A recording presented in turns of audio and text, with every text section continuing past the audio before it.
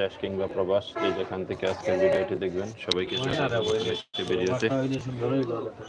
আপনারা জানেন আমাদের বাংলাদেশের বিখ্যাত দুইজন আলেম এরই মধ্যে আমাদের বাংলাদেশ থেকে চলে গিয়েছেন, দেশ ত্যাগ করেছেন। এর পিছনের রহস্য কি, কারণ কি, সেটি আজকে আপনাদের সামনে উন্মোচন করব।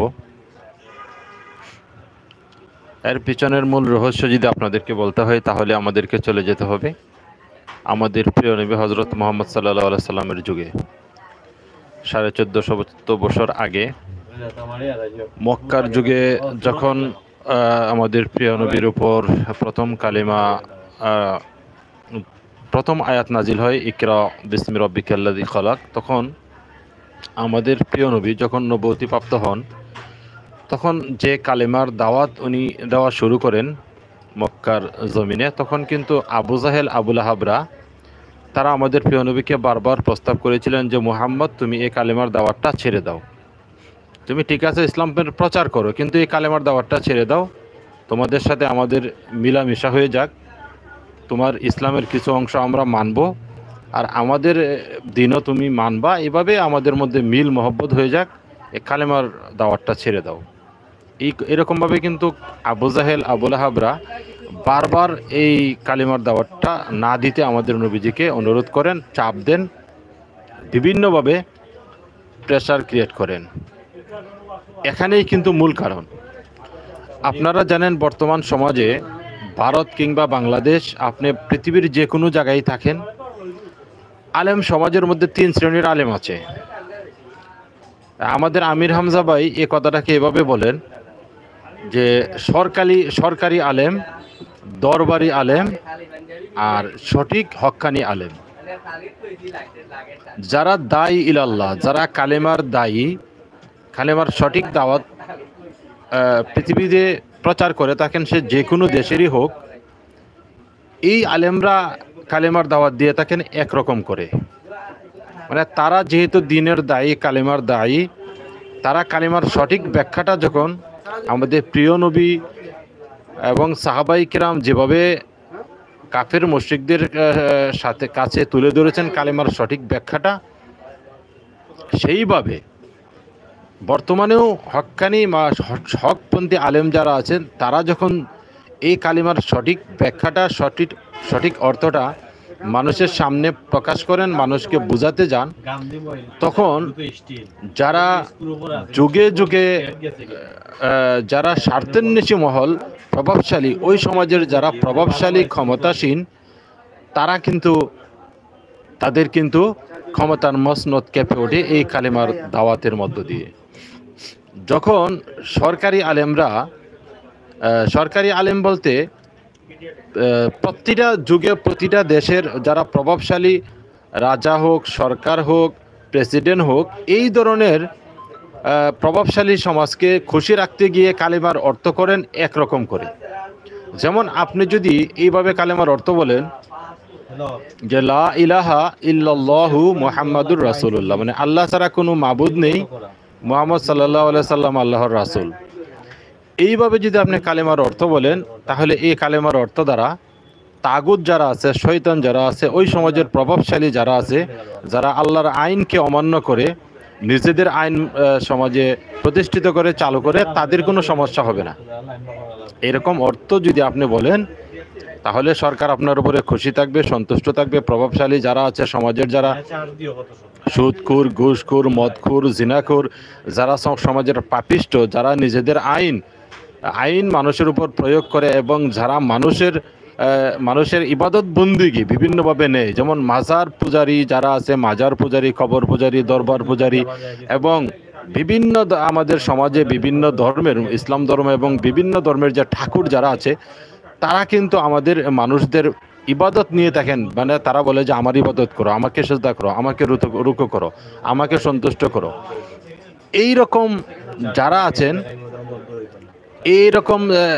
আছেন তাদের কোনো সমস্যা হবে না যদি আপনি এরকম অর্থ বলেন যে আল্লাহ ছাড়া কোনো মাবুদ নেই, হ্যাঁ, আল্লাহ, হযরত মুহাম্মদ সাল্লাল্লাহু আলাইহি সাল্লাম আল্লাহর রাসূল। তাহলে এই বিষয়টা যদি আপনি এভাবে যারা দাওয়াত দিবে যে আল্লাহ ছাড়া কোনো মাবুদ নেই, এই অর্থ দিয়ে কিন্তু তাগুত যারা সমাজের প্রভাবশালী যারা আছে তাদের কোনো সমস্যা হবে না। তাহলে আর যদি আপনি দরবারি আলেম যারা আছে তাদের একটা বিষয় আছে,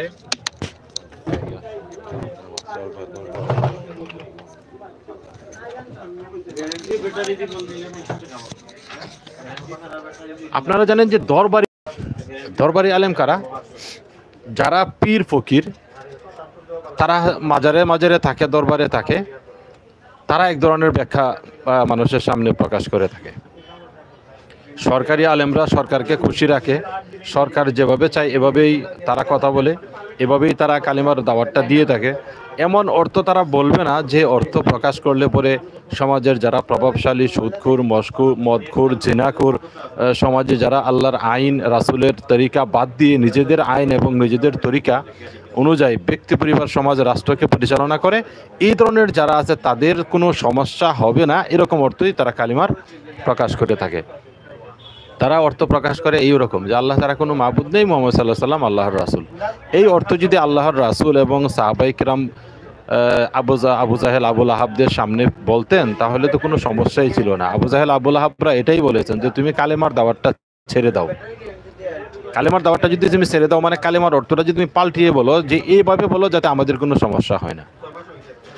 আর যারা দরবারি আলেম আছে, মাজার পূজারি যারা আলেম আছে, তাদের কথা হলো আল্লাহর ইমুকলি হিমুকলি, আল্লাহ বাবা, ন্যাংটা বাবা, পীর বাবা, দরবেশ বাবা, তাদেরকে খাওয়াও, তাদেরকে দান করো, তাদের সেবা যত্ন করো, তাদের নামে জিকির করো, তাহলে তুমি জান্নাতে চলে যাইবা। তুমি এইরকম যারা দরবারি আলেম তারাও সারাদিন শুধু পীরদের, ফকিরদের, দরবেশদের নিয়ে আলোচনা, সমাজ, ব্যক্তি, পরিবার, রাষ্ট্র, সুদ, ঘুষ, জিনা, বেবিচার, আল্লাহর আইন সমাজে প্রতিষ্ঠিত হোক, ব্যক্তি, পরিবার, সমাজ, রাষ্ট্র সব জায়গাতে এইরকম কোনো মেসেজ তারা কালিমার মধ্য দিয়ে তারা দেয় না।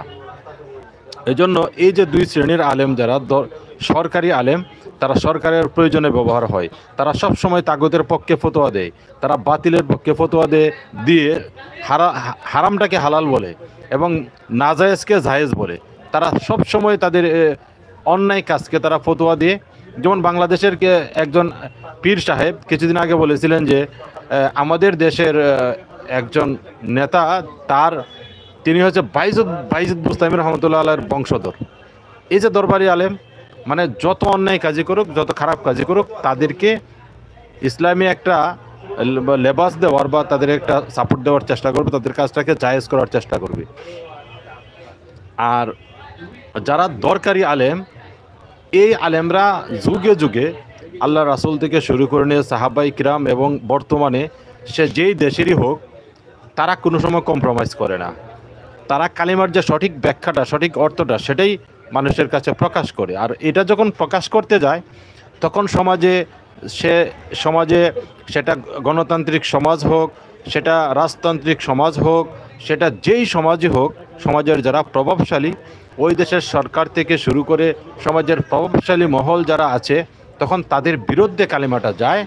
তারা তখন বুঝতে পারে যে এই কালিমার দাওয়াত যদি এই সঠিক আলেম সমাজ দিতে থাকে তাহলে এক সময় এই দেশের লাখ লাখ মানুষ তাদের দলে চলে আসবে, এই কালেমার দাওয়াত গ্রহণ করবে। তখন আমাদের আর কোনো নেতৃত্ব, নেতাগিরি, আমাদের কোনো আইন এই সমাজে থাকবে না।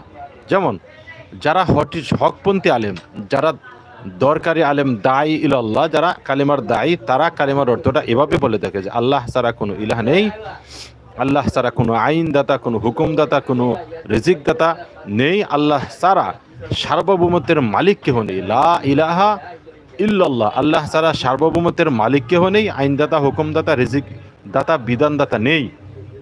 হযরত মুহাম্মদ সাল্লাল্লাহু আলাইহি সাল্লাম আল্লাহর রাসূল এবং বান্দা।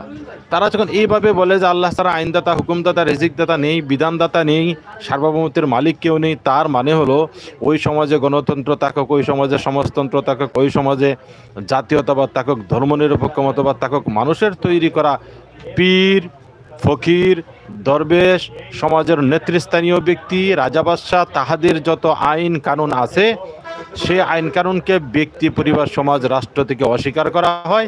তাদের সেই সার্বভৌমত্ব, সেই গণতান্ত্রিক রাষ্ট্র ব্যবস্থা, সেই জাতীয়তাবাদীর চেতনায় রাষ্ট্র ব্যবস্থা, ধর্মনিরপেক্ষ মতবাদের রাষ্ট্র ব্যবস্থা পীরতান্ত্রিক সমাজ ব্যবস্থা, রাষ্ট্র ব্যবস্থাকে এই কালিমার দ্বারাতে অস্বীকার করা হয়, অমান্য করা হয়, নাকচ করে আল্লাহর সার্বভৌমত্বকে মেনে নেওয়া হয় যে আল্লাহ তারা কোনো হুকুমদাতা, আইনদাতা, রিজিকদাতা, সার্বভৌমত্বের মালিক কেহ নেই, আমি আল্লাহর সার্বভৌমত্ব আমার ব্যক্তি, পরিবার, সমাজ, রাষ্ট্র সবখানে মেনে নিলাম।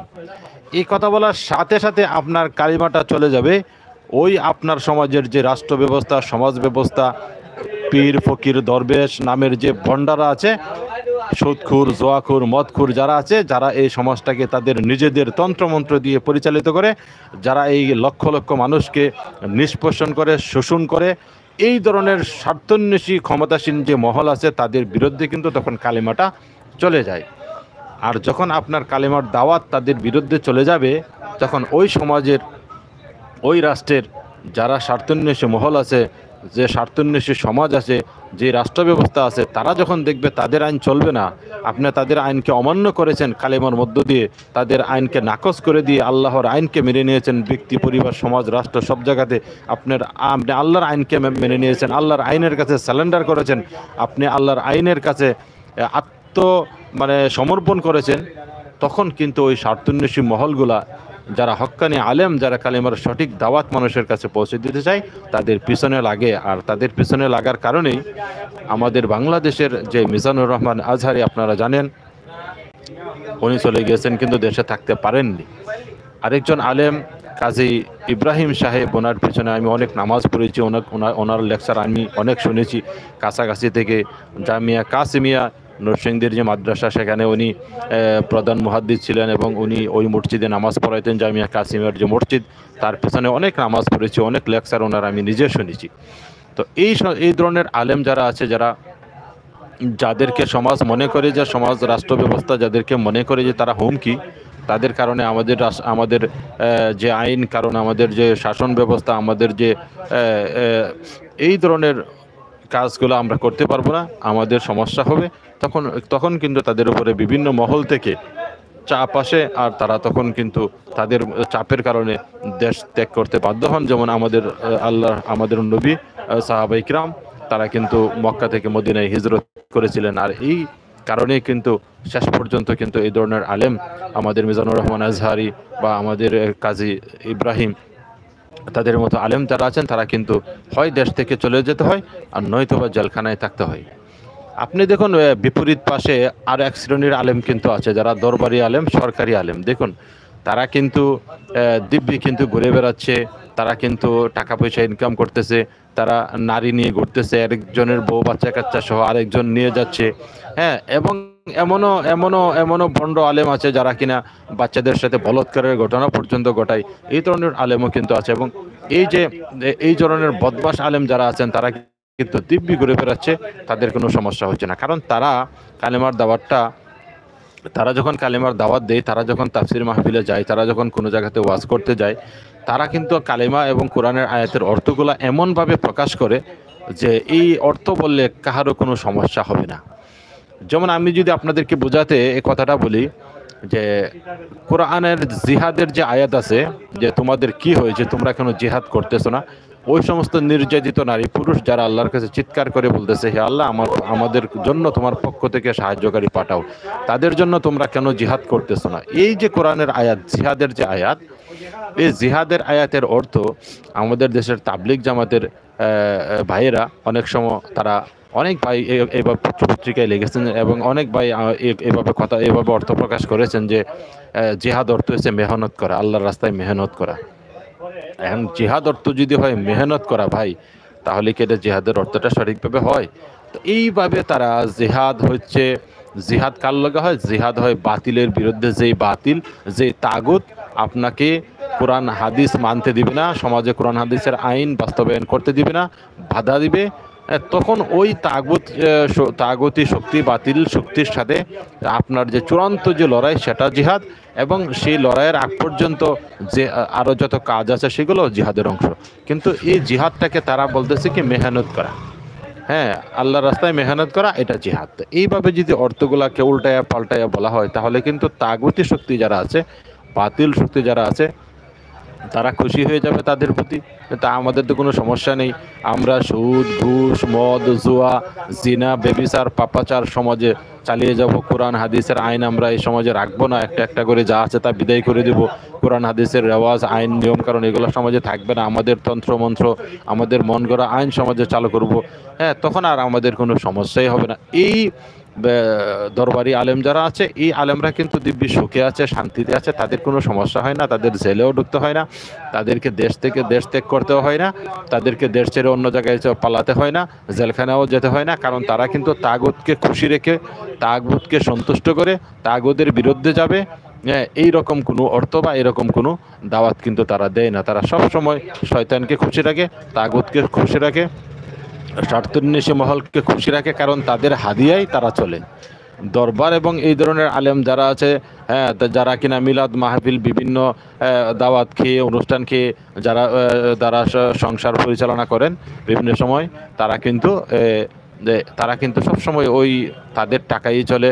বাতিলপন্থী যারা আছেন, সমাজের যারা প্রভাবশালী মহল আছেন, হ্যাঁ, লম্পট যারা রয়েছেন, তাদের টাকাই হাদিয়াই কিন্তু তাদের প্রতিষ্ঠানগুলো চলে এবং তারা চলে। এই কারণে তাদেরকে খুশি রাখতে গিয়ে তারা কালিমার সাথে বেঈমানি করে, কালিমার সঠিক অর্থ এবং কোরআন হাদিসের সঠিক বিষয়গুলোকে মানুষের সামনে উপস্থাপন না করে ইনিয়ে বিনিয়ে কিচ্ছা কাহিনী বলে ওয়াজ মাহফিল সব শেষ করে তারা চলে যায়। আল্লাহর রাসূল এবং সাহাবায়ে কিরাম এই কালিমার দাওয়াত দিতে গিয়ে মক্কায় থাকতে পারেননি, মক্কা থেকে চলে যেতে হয়েছে। আপনি আমি হয়তো বা সঠিক আলেমদেরকে নাও চিনতাম পারি, এত আলেমদের এত গ্রুপ, এই আলেম সেই আলেমকে দেখতে পারে না, কোন আলেম সঠিক কোন আলেম বেঠিক সেটা আমরা কিভাবে চিনব? আপনি আমি নাও চিনতাম পারি, কিন্তু শয়তান কিন্তু অবশ্যই চিনে। শয়তান কিন্তু দূর থেকে টার্গেট করে যে কোন আলেমটা সঠিক, কোন আলেমের কারণে, কোন আলেমদের দাওয়াতের কারণে সমাজ পরিবর্তন হয়ে যাচ্ছে, সমাজের মানুষ, হ্যাঁ, এই সমস্ত তাগুতি দল ত্যাগ করে ইসলামপন্থীদের দলে চলে আসছে, সেটা কিন্তু শয়তান কিন্তু দূর থেকে ঠিকই চিনতে পারে এবং টার্গেট করতে পারে। তাহলে আপনি দেখুন শয়তান কোন আলেমদেরকে টার্গেট করতেছে। আমাদের কোরআনের পাখি 50 বছর কোরআনের তাফসির করে দাওয়াত দিয়ে কত শত শত মানুষকে ইসলামের পথে এনেছেন, কত হাজার হাজার মানুষ ইসলামের পথে এসেছে, হাজার হাজার হাজার যুবক জিনা জিনা জোয়া, মদ, বেবিচার এগুলা ছেড়ে দিয়ে সঠিক পথে এসেছে। তারপরেও যখন আমাদের এই কোরআনের পাখি কিন্তু শেষ পর্যন্ত জেলখানায় থাকতে হয়েছে এবং হাসপাতালে গিয়ে তার শেষ পর্যন্ত তাকে পৃথিবী ছেড়ে চলে যেতে হয়েছে। ঠিক মিজানুর রহমান আজহারি যদি আজকে বাংলাদেশে থাকতো, লক্ষ লক্ষ যুবক যারা পথের দিশা পেয়েছিল, তারা কিন্তু আরও সঠিক পথে চলে আসতো এবং আরও ঐক্যবদ্ধ হতো, এবং তারা কিন্তু ইসলাম এবং সমাজের জন্য কিন্তু ভালো একটা ভূমিকা পালন করতে পারতো। কিন্তু শেষ পর্যন্ত কিন্তু তারা থাকতে পারেনি আমাদের এই দেশে। তাহলে আমরা গুণীজনকে চিনি না এবং আমরা গুণীজনকে কদর দিতে জানি না। আমরা কিন্তু গুণীজনকে কদর না দিতে পারার কারণেই কিন্তু গুণীজন আমাদের কাছ থেকে ধীরে ধীরে চলে যাচ্ছে। এই সমস্ত আলেমরা আমাদের দেশ থেকে চলে যাচ্ছে, অন্য দেশে চলে যাচ্ছে। হ্যাঁ, তাহলে পৃথিবীটা অনেক বড়। আপনি আমি হয়তো তাদেরকে সম্মান দেব না, আপনি আমি তাদেরকে হয়তো কদর করব না, আমরা তাদেরকে চিনতে পারবো না, আমরা তাদেরকে সমালোচনা করব, আমরা তাদেরকে দেশ থেকে বাধ্য করব। তাদের জন্য কিন্তু পৃথিবীটা খোলা আছে। আল্লাহ রাসূল যেমন মক্কায় থাকতে পারেনি, মদিনায় গিয়েছেন, মদিনা থেকে 10 বছর পর মক্কা বিজয় করেছেন। এই সমস্ত আলেমরা দেশ থেকে অন্য দেশে চলে যাওয়ার মানে হচ্ছে যে অচিরেই যে বিজয় আসবে, ইসলামের বিজয়, সেটা কিন্তু এখানেই প্রমাণ হয় যে আল্লাহ রাসূল মক্কা থেকে মদিনায় চলে গেছেন, 10 বছর পর মক্কা বিজয় হয়েছে। এরা যে দেশ থেকে চলে যাচ্ছেন, অচিরেই বাংলাদেশে এরকম ইসলামের বিজয় আসে কিনা সেটারও কিন্তু সম্ভাবনা রয়েছে। সেটাও কিন্তু আমাদের চিন্তা করার বিষয় রয়েছে। ভালো থাকুন, যেখান থেকে ভিডিওটি দেখেছেন সবাই কমেন্ট করে আপনাদের মতামত জানাবেন আশা করি।